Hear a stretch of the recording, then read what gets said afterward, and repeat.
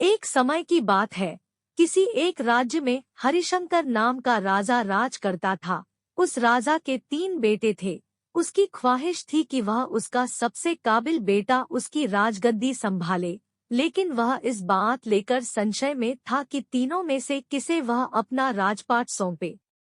एक दिन राजा को एक तरकीब सूझी। उसने उसी समय अपने तीनों बेटों को बुलाया और कहा, बेटे, आज मैं तुम सबसे एक सवाल पूछता हूँ। अगर तुम लोगों के सामने एक गुनहगार खड़ा हो तो तुम उसके साथ क्या करोगे? इस पर राजा के पहले बेटे ने कहा, उस अपराधी को सजाए मौत दी जानी चाहिए।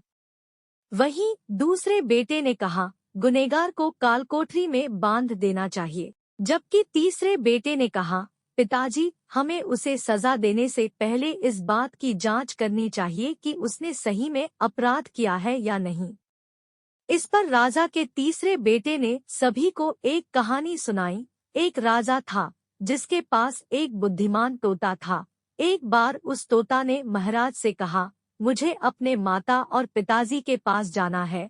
राजा ने उसकी बात नहीं मानी, लेकिन तोता ने हार नहीं मानी। वह लगातार महाराज से जिद करने लगा कि मुझे माता पिता के पास जाने दे।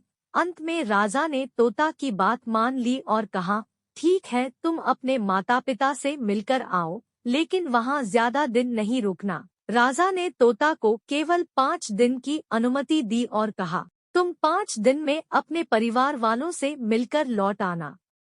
इसके बाद तोता 5 दिन के लिए अपने माता पिता के पास चला गया। छठे दिन जब वह राजा के पास लौट रहा था तो उसने सोचा कि क्यों न वह महाराज के लिए कुछ उपहार ले लिया जाए। फिर वह पर्वत की ओर निकल पड़ा। दरअसल वह महाराज के लिए अमृत फल लेना चाहता था। वहां पहुंचते पहुंचते रात हो गई। तोता ने पर्वत पर पहुंचकर फल तो ले लिया, लेकिन रात हो जाने के कारण वह आगे नहीं बढ़ा और वहीं रुक गया। उस रात जब तोता सो रहा था तभी एक सांप वहां आया और उसने राजा के लिए गए अमृत फल को खाने लगा। सांप ने फल को खाया, इस कारण उस फल में जहर फैल गया था। हालांकि तोते को इस बात की भनक तक नहीं थी। अगली सुबह जब वह जगा तो फल लेकर महल की ओर चल पड़ा। जब वह महल पहुंचा तो खुशी खुशी सीधे राजा के पास गया और कहा, महाराज, मैं आपके लिए यह अमृत फल लेकर आया हूँ। आप इसे खाएंगे तो सदा के लिए अमर हो जाएंगे। यह सुनकर राजा काफी प्रसन्न हुए। उन्होंने तुरंत उस अमृत फल को खाने के लिए मांगा। इस पर एक मंत्री ने कहा, जरा रुकिए महाराज, आप इस फल को बिना जांच किए कैसे खा सकते हैं? एक बार यह देख तो लीजिए कि तोता द्वारा लाया गया यह अमृत फल सही है या नहीं। राजा उस मंत्री की बात से सहमत हुआ और कहा कि तुरंत इस फल को एक कुत्ते को खिलाया जाए। राजा का आदेश पाकर सैनिक ने फल का एक टुकड़ा कुत्ते को खिलाया। फल खाते ही कुत्ते की मौत हो गई। यह देख राजा गुस्से से आग बबूला हो गया।